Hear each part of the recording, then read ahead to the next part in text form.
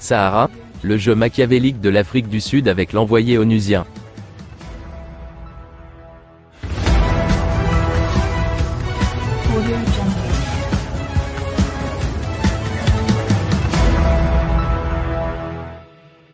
La chef de la diplomatie sud-africaine, Naledi Pandor, s'est exprimée au sujet de la visite de l'envoyé personnel du secrétaire général des Nations Unies pour le Sahara, Staffan de Mistura, en Afrique du Sud.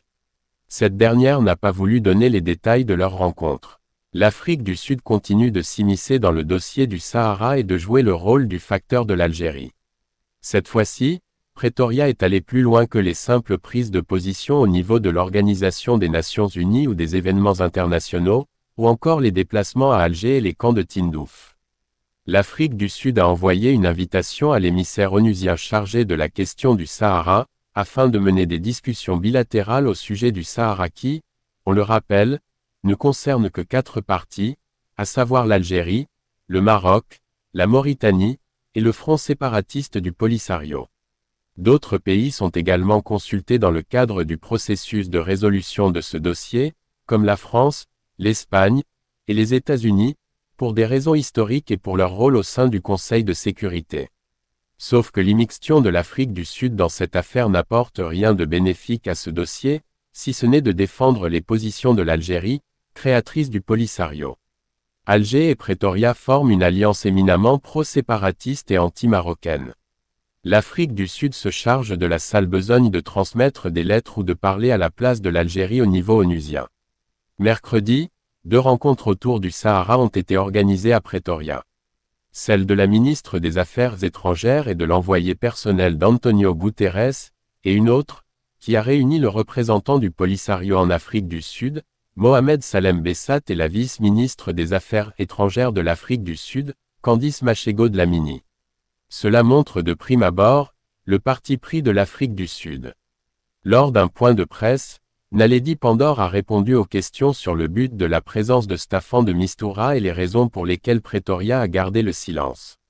Un silence évocateur des intentions de l'Afrique du Sud, puisque le même jour se tenait une autre rencontre avec le Polisario.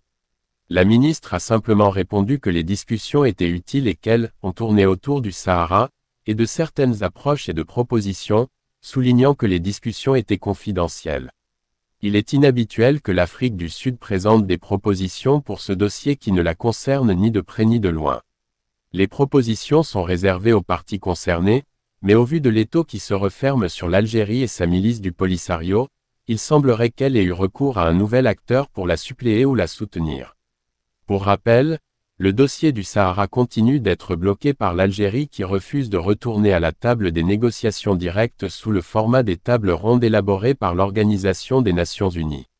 Le pays a rejeté le contenu des dernières résolutions du Conseil de sécurité et continue de se présenter comme membre observateur pour échapper à sa responsabilité dans ce conflit.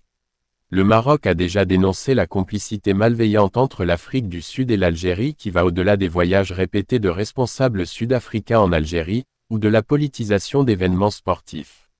L'ambassadeur représentant permanent du Maroc auprès de l'Organisation des Nations Unies, Omar Hilal avait dénoncé en mars dernier dans 2 lettres adressées au secrétaire général de l'Organisation des Nations Unies et au président et membre du Conseil de sécurité, la complicité de ces 2 pays.